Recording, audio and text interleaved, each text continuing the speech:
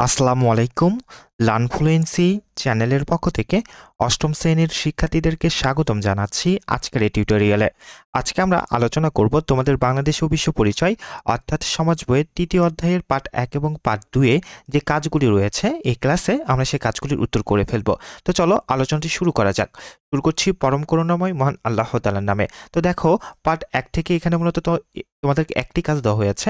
এরপর পার্ট 2 থেকে এখান থেকে তোমাদেরকে প্রায় 3টি কাজ দেওয়া হয়েছে, তাই না? দেখো কাজ 1, কাজ 2 এবং কাজ 3। চলো আমরা কাজগুলির উত্তর একটু দেখে আসি।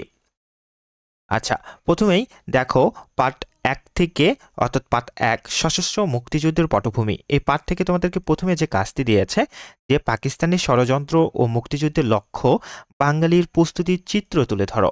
তো উত্তরটি কিন্তু আমরা তোমাদের বইয়ের বাইরে থেকেও একটি তথ্য দিয়েছি যাতে উত্তরটি খুবই সুন্দর এবং গোছালো হয়, আর পয়েন্ট করে আমরা লিখেছি। একটা কথা সবসময় মাথায় রাখবা, যে কোনো উত্তর যদি তোমরা পয়েন্ট করে লিখতে পারো তাহলে কিন্তু সুযোগ থাকে সর্বোচ্চ মার্ক পাওয়ার। তো চলো আমরা উত্তরটি দেখি। দেখো, বাংলাদেশের মুক্তিযুদ্ধ 1971 সালে পাকিস্তানি শাসকদের বিরুদ্ধে বাঙালির স্বাধিকার ও স্বাধীনতার জন্য পরিচালিত এক গৌরবময় সংগ্রাম। পাকিস্তান শাসক গোষ্ঠীর ষড়যন্ত্র ও বাঙালির প্রতিরোধ এবং প্রস্তুতির চিত্র নিম্নরূপ। দেখো এখানে কিন্তু দুইটা কথা, একটা হচ্ছে পাকিস্তানি শাসক গোষ্ঠীর ষড়যন্ত্র এবং বাঙালির প্রতিরোধ এবং প্রস্তুতির চিত্র। তো প্রথমে আমরা পাকিস্তানি ষড়যন্ত্রটা দেখব, এরপর দেখো বাঙালির প্রতিরোধ এবং প্রস্তুতির চিত্র, এটির কথা আমরা দেখব। তো দেখো পাকিস্তানি ষড়যন্ত্র প্রথমে আমরা লিখেছি 1, ভাষা ও সাংস্কৃতিক দমন।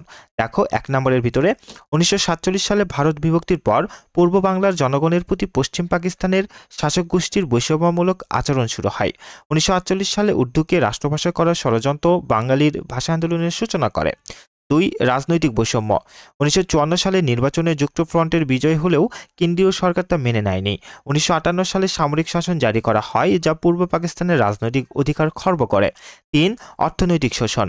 পাকিস্তানের মোট রপ্তানি আয়ের 60% আসত পূর্ব পাকিস্তান থেকে, কিন্তু এর সামান্য অংশই পূর্ব পাকিস্তানে ব্যয় করা হতো।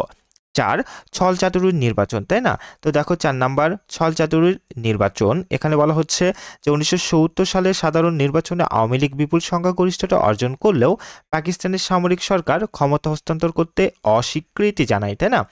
এবার 5 নম্বরে দেখো গোপন সামরিক পরিকল্পনা ও গণহত্যা। 1971 সালে 25শে মার্চ রাতে অপারেশন সার্চলাইট নামে পাকিস্তান সেনাবাহিনী বাঙালির উপর নির্বিচারে হত্যাযজ্ঞ চালায়। এরপরে দেখো মুক্তিযুদ্ধের লক্ষ্য বাঙালির প্রস্তুতি। 1, রাজনৈতিক প্রস্তুতি। 7 মার্চের ভাষণে স্বাধীনতার স্পষ্ট বার্তা দেওয়া হয়। 26শে মার্চ স্বাধীনতার ঘোষণা দেওয়া হয়। আচ্ছা, এরপরে দেখো 2 নাম্বার সশস্ত্র প্রতিরোধ, তাই না? এখানে দেখো বাঙালি সেনা, ইপিআর, পুলিশ ও সাধারণ জনগণ সংগঠিত হয়ে পাকিস্তানি বাহিনীর বিরুদ্ধে প্রতিরোধ গড়ে তোলে। মুক্তিবাহিনী ও মুজিব বাহিনী গঠিত হয়। 3, প্রশিক্ষণ ও গেরিলা যুদ্ধ। ভারতীয় সেনাবাহিনীর সহায়তায় মুক্তিযোদ্ধারা প্রশিক্ষণ গ্রহণ করে। মুক্তিযোদ্ধারা পাকিস্তানি বাহিনীর বিরুদ্ধে গেরিলা যুদ্ধ চালায়। 4, আন্তর্জাতিক সমর্থন।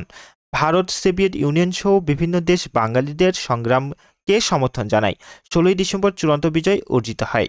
এভাবে পাকিস্তানের ষড়যন্ত্রের বিরুদ্ধে বাঙালির প্রস্তুতি ও প্রতিরোধ গড়ে ওঠে এবং দীর্ঘ সংগ্রামের মাধ্যমে স্বাধীন বাংলাদেশ প্রতিষ্ঠিত হয়। এরপর দেখো পার্ট 2, 7ই মার্চের ভাষণ ও স্বাধীনতা প্রস্তুতি। পার্ট 2 থেকে প্রথমে তোমাদেরকে যে কাজটি দিয়েছে যে মুক্তিযুদ্ধের প্রেক্ষাপটে পাকিস্তানের ষড়যন্ত্র ও বাঙালির প্রস্তুতির বর্ণনা দাও। তো উত্তরটি কিন্তু তোমাদের কাজ 1 অর্থাৎ পার্ট 1 এর যে কাজটি ছিল, আমরা সবে যেটি উত্তরটি দেখলাম, মাত্রই আমরা যেটির উত্তর দেখলাম, সেই কাজটির সাথে কিন্তু এই কাজের প্রায় মিল। হ্যাঁ, তো তোমরা চাইলে কিন্তু ওই কাজের উত্তর এখানেও লিখে ফেলতে পারো। তবু আমি এখানে একটু ছোট আকারে তোমাদেরকে দিয়েছি, তোমরা একটু ভিডিওটি পজ করে করে একটু পুরো উত্তরটি একটু দেখে নিবা বা পড়ে ফেলবা। আচ্ছা, তো এরপরে আমরা পরের কাজে চলে যাই। চলো দেখো কাজ 2 এ কি বলা হচ্ছে। কাজ 2 এ বলা হচ্ছে শ্রেণীকক্ষে আলোচনার মাধ্যমে 71-এর অসহযোগ আন্দোলন সম্পর্কে তোমার ধারণা সংক্ষেপে লেখো। উত্তরটি দেখো। 71-এর অসহযোগ আন্দোলন ছিল বাংলাদেশের স্বাধীনতা সংগ্রামের অন্যতম গুরুত্বপূর্ণ অধ্যায়। 1971 সালের 1 মার্চ পাকিস্তানের প্রেসিডেন্ট ইয়াহিয়া খান সংসদ অধিবেশন স্থগিত করলে বাঙালিরা ক্ষোভে ফেটে পড়ে। বঙ্গবন্ধু শেখ মুজিবুর রহমানের নেতৃত্বে 2 মার্চ থেকে দেশব্যাপী অসহযোগ আন্দোলন শুরু হয়, যা কার্যত পাকিস্তানি শাসনের বিরুদ্ধে এক ঐতিহাসিক গণঅভ্যুত্থান। 7 মার্চের ভাষণে বঙ্গবন্ধু স্পষ্ট করে দেন যে বাঙালিরা আর পাকিস্তানের শাসন মানবে না। এই আন্দোলনের ফলে প্রশাসন, আদালত, ব্যাংক, ব্যবসা বাণিজ্য, শিক্ষা প্রতিষ্ঠান সহ সরকারি সব কর্মকাণ্ড অচল হয়ে পড়ে। এ সময় ঢাকা সহ সারা দেশে পাকিস্তানি বাহিনীর বিরুদ্ধে ব্যাপক বিক্ষোভ ও প্রতিরোধ গড়ে ওঠে। এই আন্দোলনের মাধ্যমেই বাঙালিরা স্বায়ত্তশাসনের দাবিকে পূর্ণ স্বাধীনতার লক্ষ্য রূপান্তরিত করে এবং মুক্তিযুদ্ধের জন্য প্রস্তুতি নেয়। এটি ছিল ইতিহাসের সবচেয়ে বড় ও সফল অসহযোগ আন্দোলন, যা 25 মার্চ পাকিস্তানি বাহিনীর বর্বর গণহত্যার মাধ্যমে রক্তক্ষয়ী মুক্তিযুদ্ধে পরিণত হয়। এরপর এখান থেকে কাজ 3 দেখো। কাজ 3-এ বলা হচ্ছে, শ্রেণীতে সবাই মিলে বঙ্গবন্ধুর 7 মার্চের ভাষণ শুনে এ সম্পর্কে তোমার মতামত লেখো। উত্তরটি দেখো। বঙ্গবন্ধু শেখ মুজিবুর রহমান 7 মার্চের ভাষণ ছিল বাঙালি জাতির মুক্তির পথ নির্দেশনা, যা ইতিহাসের এক অবিস্মরণীয় দলিল। তৎকালীন উত্তাল রাজনৈতিক পরিস্থিতিতে এ ভাষণ শুধু একটি বক্তৃতা ছিল না, এটি ছিল বাঙালির স্বাধীনতার ঘোষণার পূর্ব প্রস্তুতির এক সুস্পষ্ট আহ্বান। বক্তব্যে বঙ্গবন্ধু পাকিস্তানি শাসক গোষ্ঠীর দমন নিপীড়নের বিরুদ্ধে তীব্র প্রতিবাদ জানান এবং বাঙালিদের মুক্তির জন্য প্রস্তুত থাকার নির্দেশ দেন। তার কণ্ঠে ছিল দৃঢ় প্রত্যয়, এবারের সংগ্রাম আমাদের মুক্তির সংগ্রাম, এবারের সংগ্রাম স্বাধীনতার সংগ্রাম। অথচ তিনি সরাসরি স্বাধীনতার ঘোষণা না দিয়েও জনগণের মনোভাব বুঝিয়ে দেন এবং সামরিক দমননীতি প্রতিহত করার আহ্বান জানান। আমার মতে 7 মার্চের ভাষণ ছিল মুক্তিযুদ্ধের অনুপ্রেরণা ও দিক নির্দেশনা, যা বাঙালির চেতনার চিরজাগরুক থাকবে।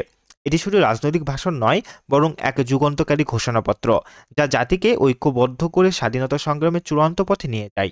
ইউনেস্কো কর্তৃক এ ভাষণকে বিশ্ব প্রামাণ্য ঐতিহ্য হিসেবে স্বীকৃতি প্রদান এর গুরুত্বকে আরও সুদৃঢ় করেছে। তো এই ছিল তোমাদের জন্য আজকের এই আলোচনাটি। ভিডিওটি ভালো লেগে থাকলে লাইক দিবে এবং অবশ্যই লার্নফ্লুয়েন্সি চ্যানেলটিকে সাবস্ক্রাইব করবে। ভালো থেকো, সুস্থ থেকো। আসসালামু আলাইকুম।